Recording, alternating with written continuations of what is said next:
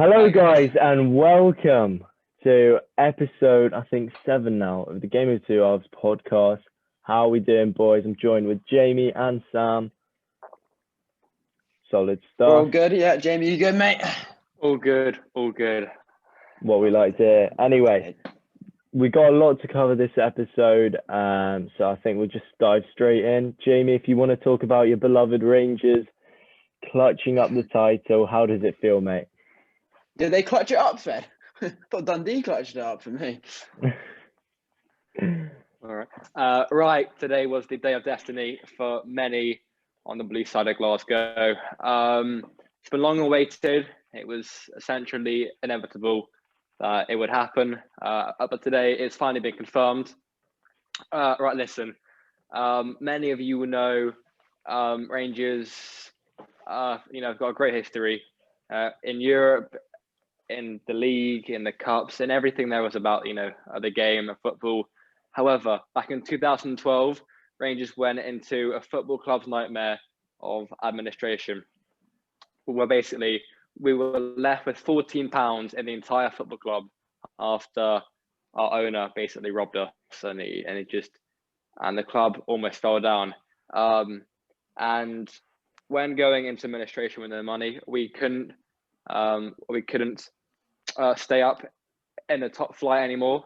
So after the collapse and liquidation, we were entered into the third division in Scotland, at the third tier, and after having to sell all our players like Stephen Naismith, Jelavic, and McGregor, Stephen Whittaker, all these class players, they had to all go for the funding of the money. And obviously that was difficult for the team. So it's a brand new team, a new matter, a new everything really, a new kit, new sponsors, whatever it was. And we won the leagues in the third division, second division, and luckily in the championship, on the second time of asking, we made it into top flight again after all these years. However, obviously, as I'm sure you all know, 9 years of self-dominance of them winning the league every year was obviously tough for us.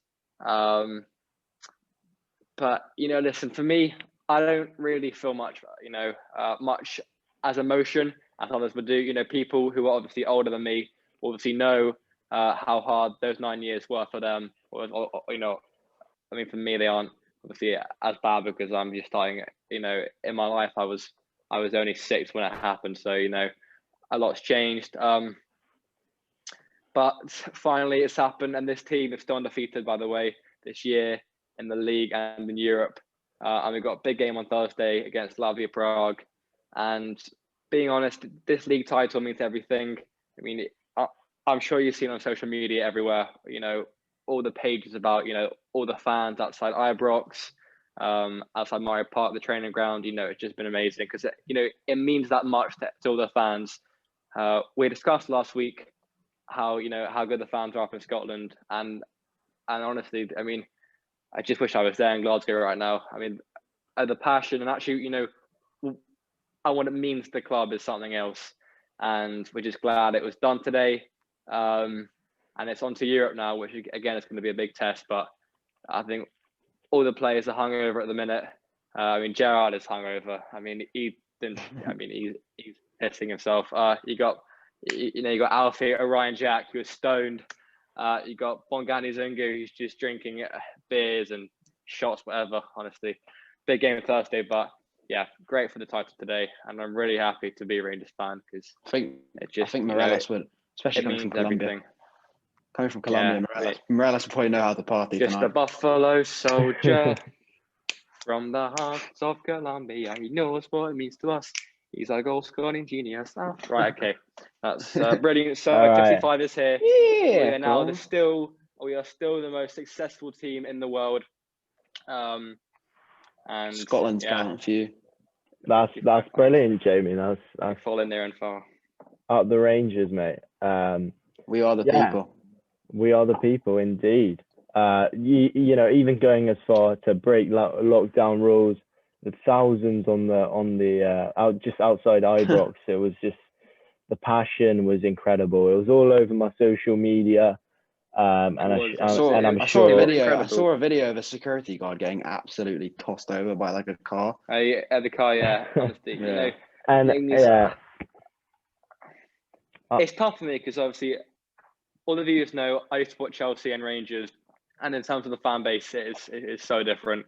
Chelsea, yeah, you know, we're all quite posh and all quite wealthy, and we all bloody drive Bentleys everywhere. But however, our Rangers, we actually have hearts, and this one meant everything to us, and it's obviously as it's been shown across Glasgow today how much it means to us. Just unfortunate how no fans could actually celebrate in the stadiums. Of course, that's obviously going to be a problem, but there were still 200,000 fans today out on the streets in Glasgow who didn't give a crap about the COVID scenario. No. So, like you said, lovely, brilliant lovely, stuff. mate. Brilliant stuff.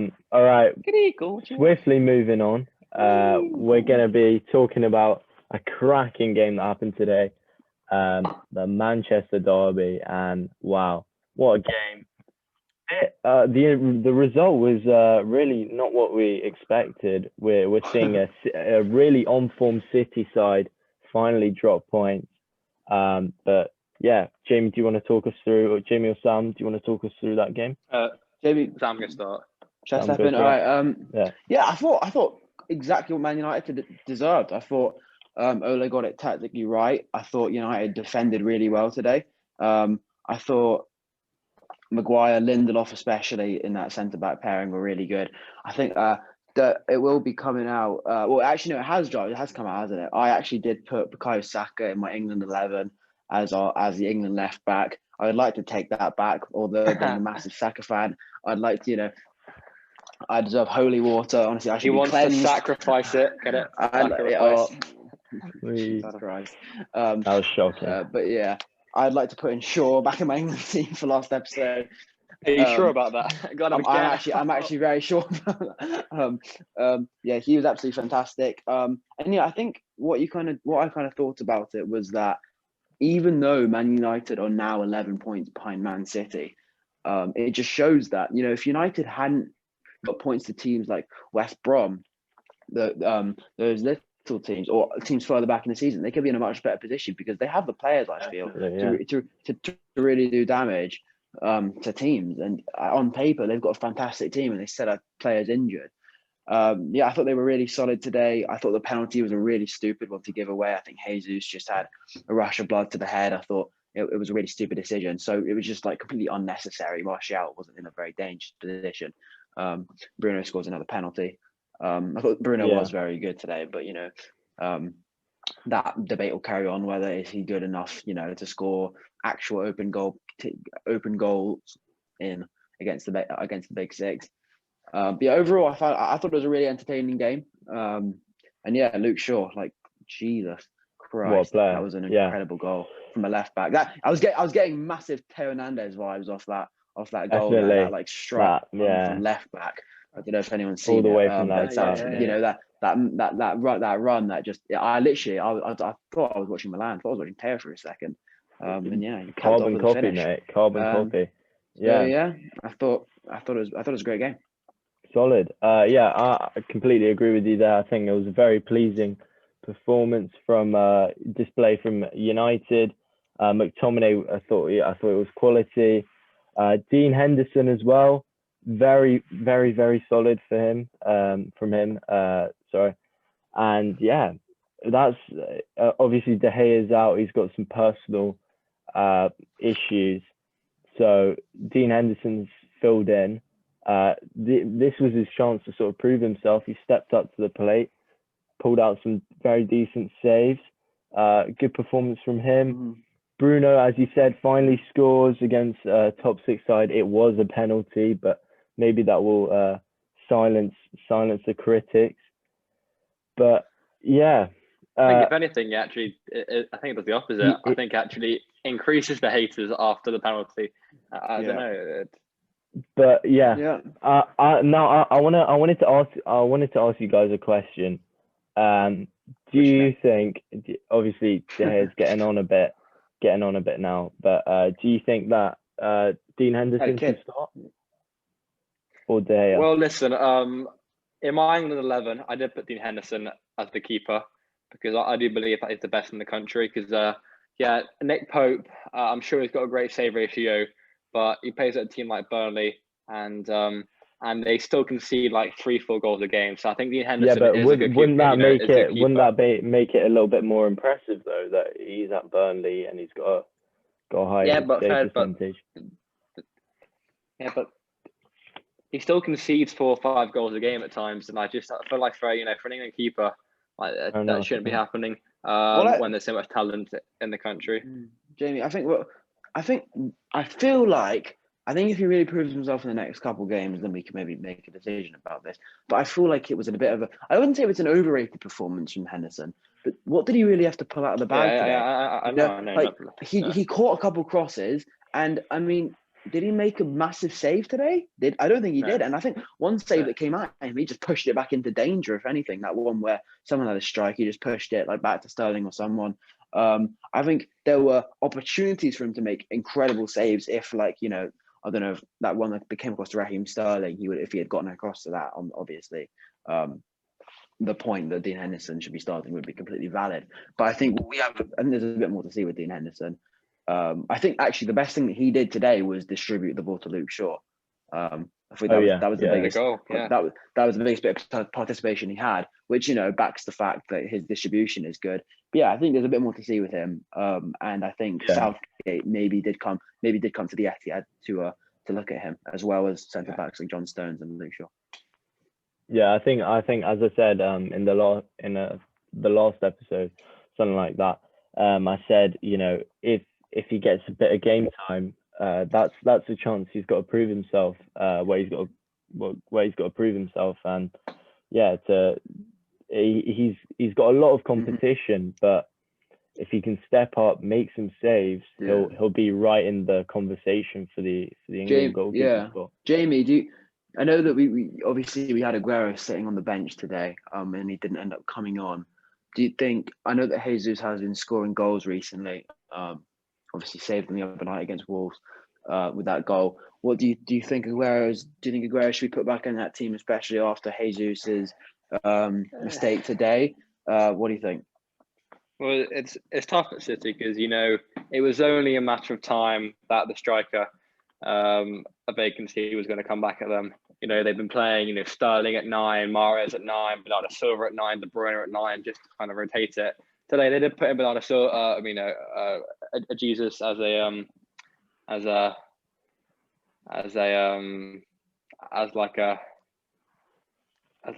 9. However, it completely didn't work out for them. The penalty in the first minute just rash.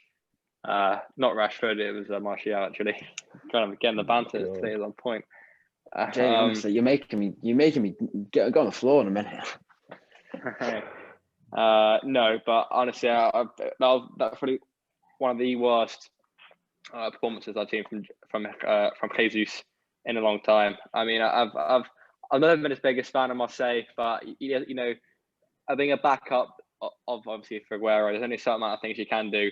But I thought today he did everything wrong. Yeah, but Jamie, I thought his dribbling was really bad. His passing was really, really bad. He made all the wrong choices in the final third. And you're talking about Jesus? Yeah, Jesus. I felt like that kind of summed up City's performance today. Yeah, Jesus. Yeah, Jesus. Right. I think you talk about Jesus. I think Jesus could have gotten an assist today. I know what he did was stupid. He made a big mistake. He could have gotten an assist, laid off Rodri, who hit the bar. But I think no one actually talked about how poor De Bruyne was today. I thought De Bruyne was absolutely awful. I thought De Bruyne's passes were shocking. Honestly, I think the first 3 minutes of the game, yeah, fine, but what? I put definitely into it. No. Yeah, no, I've got to agree with Sam there. I've really got to agree with Sam there. He was just. De Bruyne was off it today. He wasn't even a shadow of what he's produced in the past. Bruno was take nothing to Brian today. No, that's just completely false. Yeah. Today, I take nothing away from De Bruyne. De Bruyne is one of the best cams in the world, without an injury, is what I'm talking about. But today, I thought Bruno showed him that he's there to compete with that that top spot in the Premier League. I think Bruno was very good. I think Bruno played some amazing passes. And I thought De Bruyne was very sloppy in stages. He gave the ball away in dangerous positions. And that was what Man City were lacking. I thought they were lacking that final ball today. They really were. And De Bruyne was at the heart of that. And he's meant to produce that. Exactly. He's meant to produce. Guardiola starts him to create chances. I thought Foden did more in 15 minutes than De Bruyne did in the whole 90. Completely agreed. Yeah, it was interesting the way that De Bruyne played. Not giving that same attacking input that he gives normally. So yeah. Anyway, we'll move on. I'm gonna wait quickly. Okay. Go on. Chip in. I'm gonna say I think it was good today from United. You know, over the past year and a bit now, they have been heavily reliant on Bruno Fernandes, you know, to get the goals and get, you know, other play. But I didn't feel like today Bruno was at the heart of the action today. Honestly, I thought Man U were superb in all departments, and I feel like today it was a Man U performance today that won the game. It was Manchester United today who won the game and played well, not Bruno, which is obviously a good thing for the team. So, you know, Bruno did, you know, obviously Bruno was a big part of the win today, but he didn't do it himself, which is, I think, a good thing going forward for United. Jamie, you've got some hatred against Bruno, mate. You've got some vendetta against him. It's mental. Jamie, at the end of the day, Jamie, Bruno is not a bad footballer, which is what you like. Bruno is not a bad footballer. But I think you're kind of implying that he's been like not Man United's strongest player this season. I actually think it's been Rashford this season for United. I think Rashford's been their best player. In terms of what, like, I think Bruno, I saw a stat. I mean, Bruno has scored around, I think he's taken about 18 pens for United, but he has that kind of it's not just the goal, like the goal contributions that he provides for United. It's also the leadership. You can see how much the game means to him at United. It means so much when he messes up a pass, when he messes up a shot, you'll see it on his face. Like, he's a guy that wants to win, and I think that's why United could maybe win. I think they could easily win something.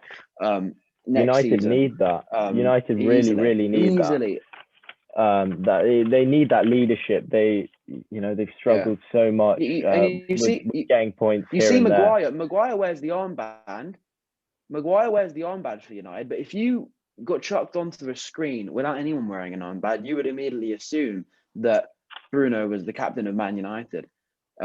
He doesn't just bring the football skills, which obviously, and the talent he has is incredible, but he also brings that sign of like want and desire, which I think maybe United have been lacking the past 5 seasons, and maybe definitely attributes that players like Rooney had, and Rio Ferdinand and Vidic, players who would like genuinely die for the club. And I think Bruno really brings that, like, guys, I've come here, I want goals, I want assists, obviously, but I want trophies along with that.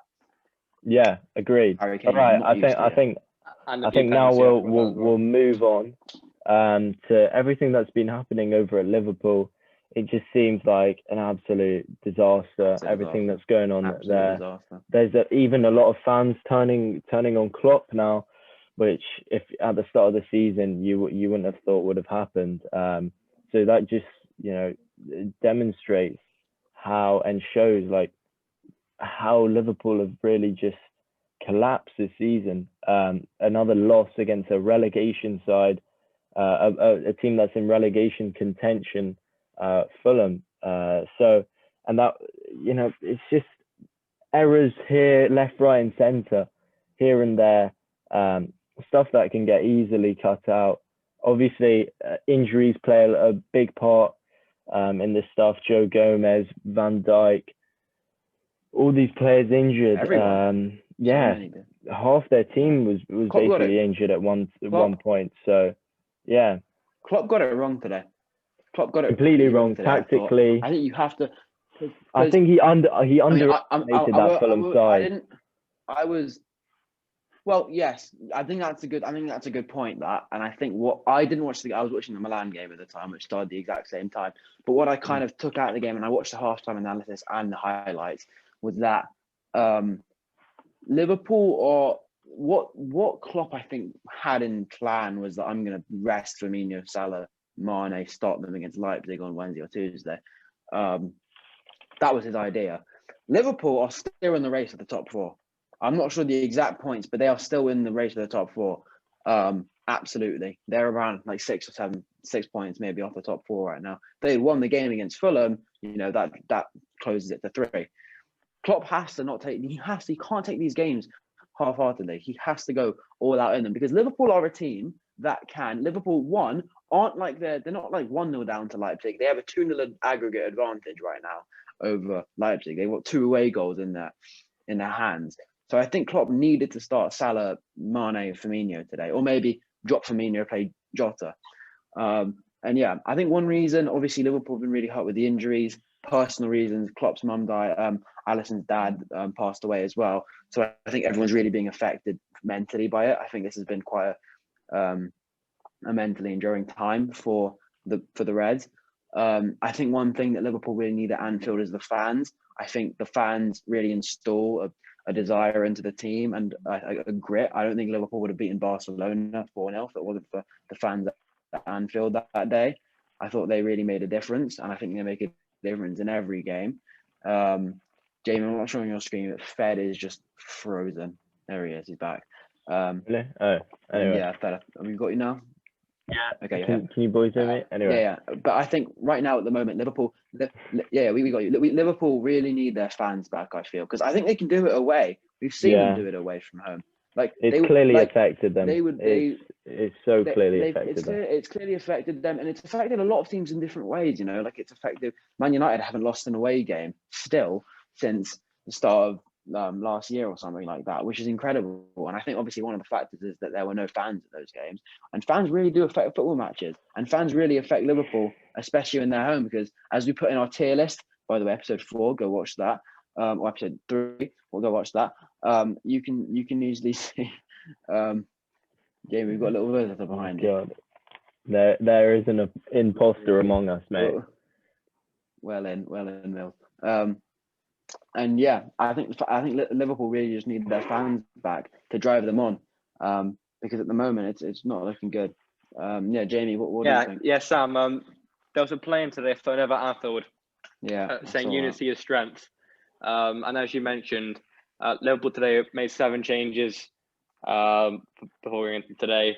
They obviously brought Jota back in, which is a good sign, and Keita as well. Made changes at the back.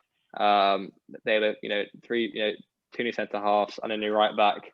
And even though Trent came on, he was still the worst player on the pitch. Honestly, Trent, at the minute Trent's at, he's getting further and further from England. That England squad. Yeah.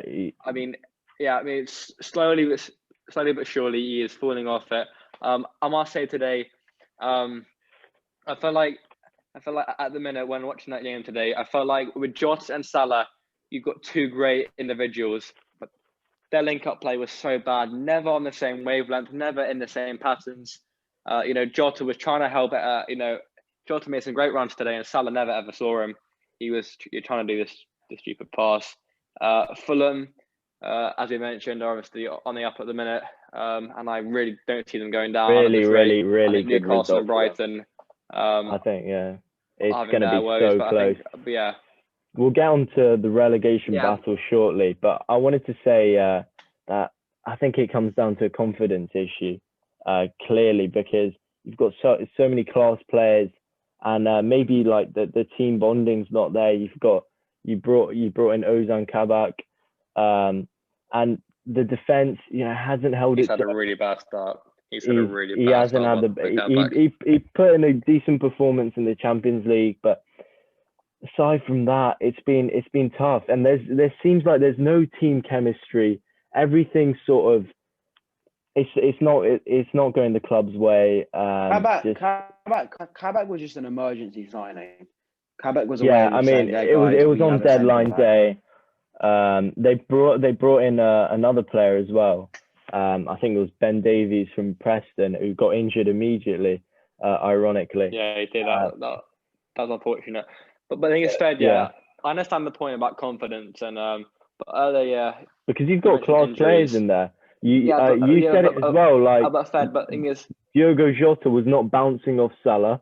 It comes down to that, because we know they're really good players. They've shown that at times this season. Salah showed it his whole career at Liverpool.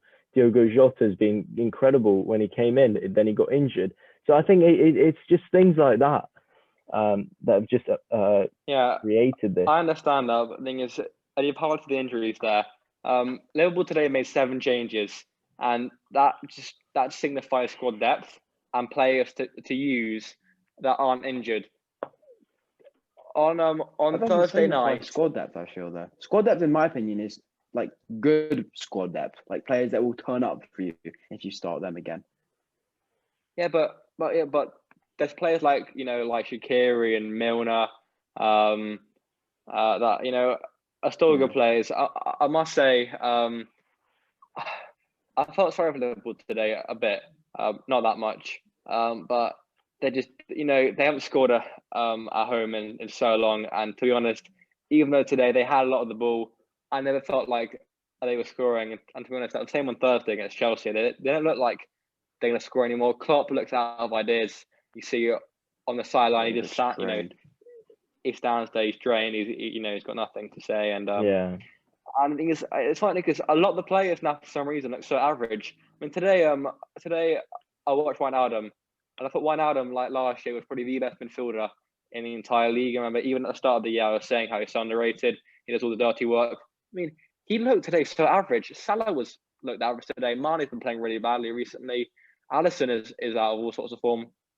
I think Robertson can't put in a ball anymore for some reason. Trent is having a horror. They have no defense at the minute, and it's all going wrong, one thing after the other, all at one time. They look. I think the word is they look lost. They look like they've lost the plot. They look like they've literally lost the plot. Yeah. They're like, guys, I feel like Klopp hasn't really realized yet, or the team realized that, guys, we're champions of England right now, and we're kind of embarrassing ourselves at the moment. Yeah, they honestly are. Like, it's embarrassment, it's humiliation, and I think you can feel bad for the team, but then at the same time, you just got to question like how is this happening? How have they shipped so many goals at home and not even scored one? Like, you can talk about the lack of the injuries and then the fans maybe as a factor. Then you also just question the players. You have to question, like, Liverpool have had injuries, but they still have Mane, Salah, Firmino, Robertson, Trent, Alisson. No one's stepping up for them at the minute. And they find themselves right now in 8th place. So, and they have no games in hand. Like, a lot of teams have they've played the most games out of everyone at the moment. Yeah, exactly. Yeah. So it's just not looking good for them. Stepping further and further away from Europe places even. And you would have thought start of the season instant quickly Champions League. But no. On that point we just mentioned about no one stepping up, there are teams like Arsenal and Chelsea and City and United. When through tough times, there's always someone stepping up. For Chelsea, it's been Mount for so long. For United, it's been a penalty. At Arsenal, it's been Saka. So there's always that thing that a one thing will step up for them club. But right now at Liverpool, there's a fault line, and it looks like they have been shoveled underground. And Liverpool, I think they're lost, but they're also in like a bit of a sense of shock. Oh god, yeah, nice one there, Jamie. I think they're in like a sense of shock. Like, I think a lot of stuff has happened to them this season, which obviously was completely unplanned, and none of them thought that was going to happen. I think a lot of people they lack confidence. They lack kind of desire. They lack kind of grit now to just want to do anything with their club. This is Anfield, though. I think Anfield is meant to be some sort of fortress. Well, yeah, but I think it's fans. It comes down to it's made fans. out of plastic at the minute. It's a stadium at the end of the day. What is a stadium if you don't fill it up with fans? Like, I think. But Fed, I think fans are a big factor, which I mentioned, and I think I said before the game. But then again, it's not like Liverpool don't. It's not like Leeds are playing badly. Leeds are playing one of the best that we've seen in the league, and they have fans at times. Chelsea. To be fair, you say that. I sort of agree. The only noise fans that gets made at the bridge is before the game when the guy goes, "West Stand, can you hear me?" And everyone, Shed End, Matthew. But yeah, what I was saying that the fact that there's no fans at Anfield, and where just in general, that might be a scapegoat right now. It's like Mustafi for Arsenal, mate. He's gone now, but yeah. There you Right, go. Fed. Alright, So should we- Anyway, yeah. we're gonna no. we're gonna jump into the relegation battle. I just want The quick. relegation battle. Ah. Yeah, mate. I just want Early. quick. Who do you think's going down? Why? Etc. Etc. Oh, God. Me, Not Alright. don't last associate a Y with Sheffield Jamie. United. No, so bottom Sheffield United, then West Brom, and then Liverpool. Honestly, I do. They're getting submerged We're right now. joking about it now, Get out of but there. you know they got to watch out. And I'm serious. looking good. If they play every game from now until May at Anfield, they're going to get No, relegated. boys, I'm they're serious about that. going to go down, but they're going to win the Champions League. So they'll be in the Championship. Yeah, exactly. Yes.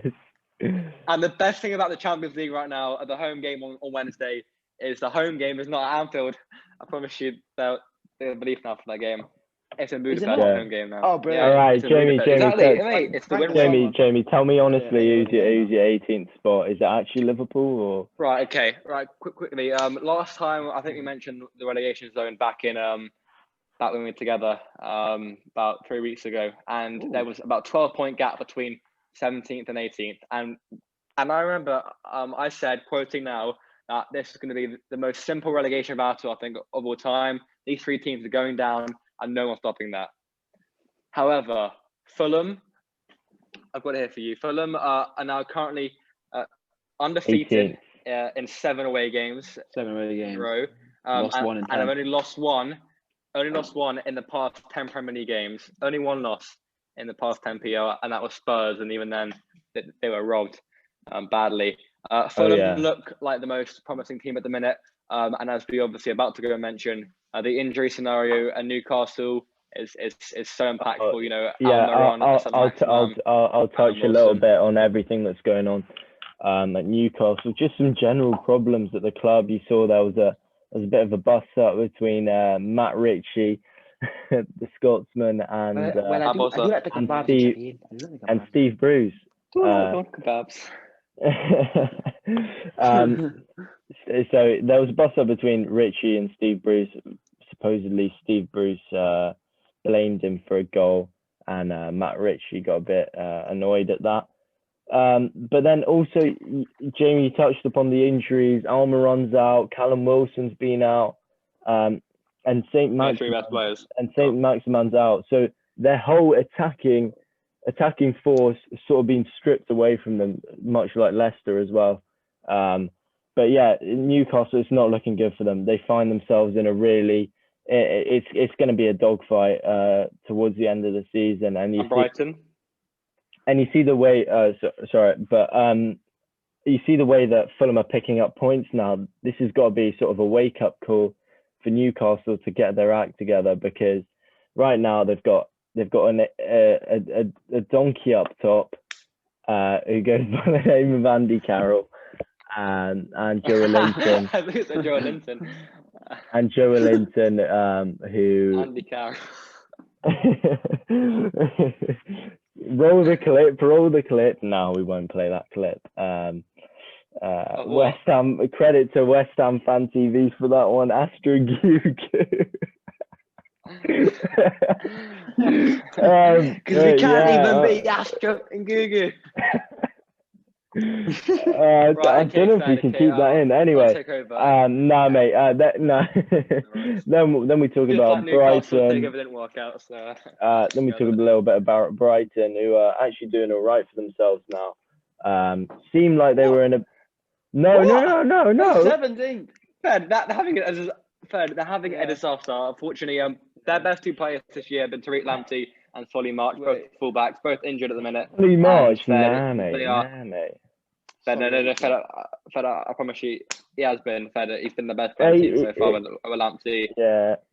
I promise you, Jamie, you just said Lamptey's been their best player this season. You can't say at the start of the year, yeah. Oh, the start. At the start of the year, yeah. Obviously, no, exactly. That's what I'm saying. Him and Solly are both injured and fed. And we're talking about Newcastle spiraling down. So Brighton at the minute. Brighton's injuries are kind of stacking up a wee bit. They've got to win a game soon. They're in a really bad run form. I've watched a lot of Brighton this year so far. I mean, I've watched a lot of Brighton, and they have been the most unluckiest team in a The most to a unlucky certain team. extent. Jamie, what set is I your remember. mate? I'll tell you what. I'm actually with that one. Talking about unlucky, I remember that United game. I remember that it. United game. Like So just like it blew the full time whistle and then it gave a penalty. That's just criminal. And then Solly March missed about 6 chances there. But I'm telling you, that's what happens to Bruno Fernandes. When Bruno's on the pitch, you can blow the full-time whistle, but if he's on the pitch, you have to give a penalty. You realise, I didn't do enough in that game. Blow the whistle, come back to it, and give a penalty. But no, okay, but Fed, right? Okay. Brighton this year, although they've been unlucky at times, they have never taken their chances. I've watched them in so many times against Sheffield United, against Fulham, at West Brom, and they've last week lost to West Brom early in the season, due to Sheffield at home. And these are times when they've, had all the ball, all the chances. I mean, even Palace last week, Palace was so awful. They, Brighton had 27 shots on target. I mean, shots at goal, and scored one of them. Brighton had 2 attacks. Palace had 2 attacks all game and scored them both. Brighton, they're just falling short. It seems to be in every game. And they've got weekend, Southampton Leicester, next week. Brighton So and they also find themselves touching on yeah. Southampton. They also find themselves in a really bad situation. So wait, hold on. We said, James, we the question was at the start, Fed asked 2 or 3 would be. I think it's going to be Arsenal. I think it's going to be Arsenal. Definitely for me, I think Arsenal. And virtually for me, I think Arsenal. I think it'll be West Brom from the bottom. I'll go Sheffield United, West Brom, and Brighton. I reckon Newcastle will make it to safety. I think Brighton might get caught out. Sheffield United, West Brom, and Brighton. Wow. Well, Fed, for me,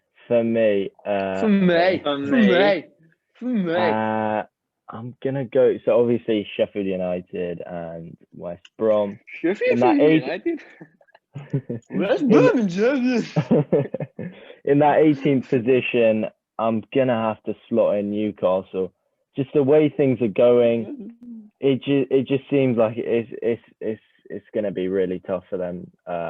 You see the way that Fulham are playing. I said even at the start of the season that Fulham, they're going to stay up some way or somehow because they've just got good quality players. They play a good style of football. They can dig out performances against big teams. So ultimately, for that reason, I like Fulham. Yeah, I rate them a lot. And I think with the way things are going at Newcastle as well, I think we'd be looking at Sheffield United, West Brom, and Newcastle. Lock that in. Lovely. Serie A? So end it off? Right. We'll touch on Serie A. My you're the guru. Milan, Take it away. I'm the guru, mate. Even took down some notes whilst watching the game. This game was very much so sort of for the fringe players. I love when he says that. It's brilliant. The fringe players. Yeah, mate. You there was no Ibra. I see what you said. Shocking. Anyway. Gee. All right. As I was saying, no Ibra, no Rebic, no Mandzukic, no attacking threat for Milan whatsoever. So we were left with a 17-year-old Emil Roback on the sub bench who is very, very young. Never got a first team appearance. He was on our sub bench. He was our backup striker with Leao playing up top today. Who actually put in a very decent in Europe at the minute. Yeah, mate. So yeah, Leao played up top. Start for him with Rade Krunic and Castillejo and Salamanca's playing. Salamanca's played Cam. A lot of bitches. No, there was Let Fed talk. Mate, can I just talk? There was no Kiai, no Çalhanoğlu. So we played Salamanca's at Cam, which was and Krunic at left mid. Which going into the game, I thought, what is going on? Like, we're Krunic was surely Cam, right? we're Cam? surely Krunic was playing like a left mid, and then he was playing at left mid, and then Salamakers was playing at Cam. Anyway, yeah. So I thought Krunic and Diogo Dalot, they were class. Stepped up to the plate, bagged us 2 goals. What a free kick that was from Krunic, by the way. I didn't think it was going in. It was such a weird free kick. Yeah, I know. It was. Just landed in the back of the net. I told Sam he turned into Pirlo for 1 minute. Probably be the best 1 minute. Yeah. It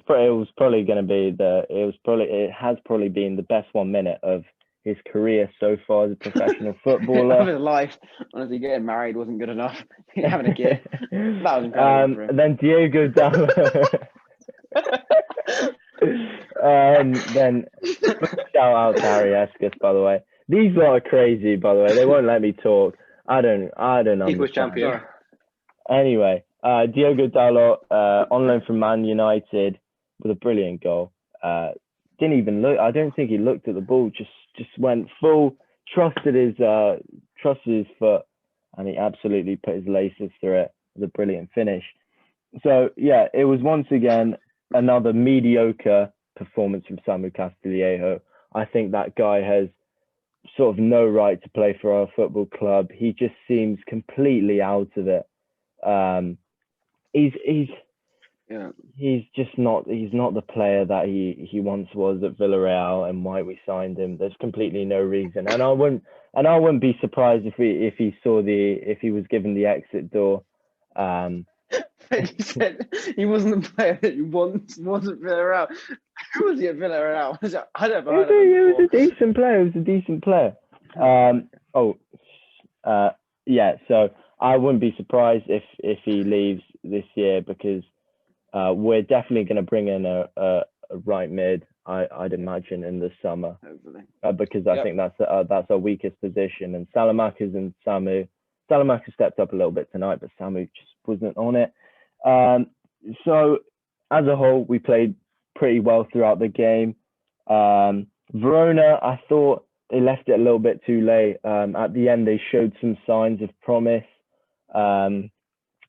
that they could come back into the game, but I think it was too late.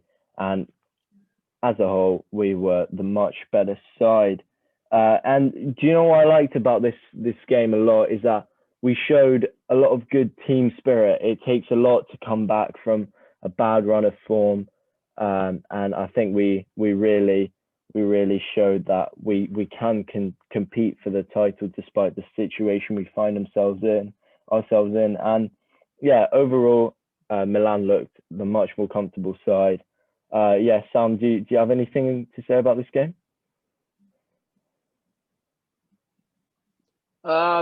Yeah, I mean, I think you covered most of it there, Fed. You literally gave us a back-to-front analysis on the starters, on the injuries, and then gave us a full match analysis, and then your thoughts. So I think you kind of covered most of it.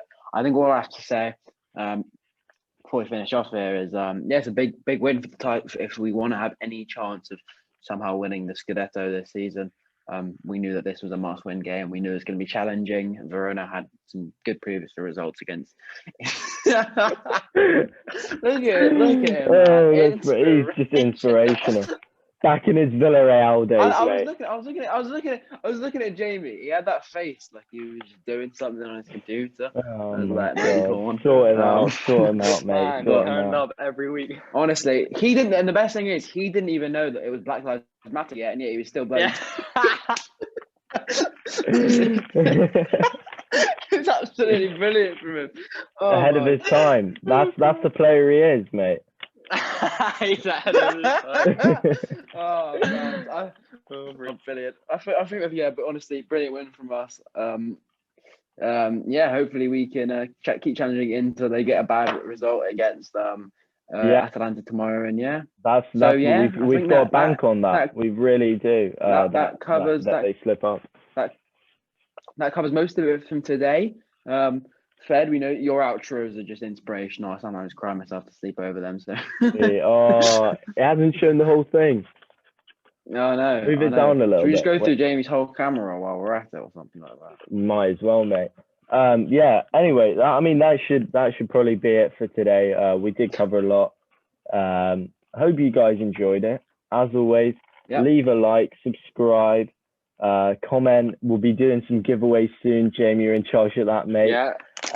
Some match programs. It'll probably be some Rangers match programs. So if we got any passionate Rangers fans, or even also Scottish fans in general. I actually have our giveaway for today. I've got a giveaway. If this video receives 10 likes, I feel like Thog Dad before the thing. I'm gonna give away this book to a very, very special man. It's 32nd Greatest Inventions. So here we have Saka, we have Mason Mount, we have Greenwood, we have Blue Metal, Phil Greenwood. Yeah.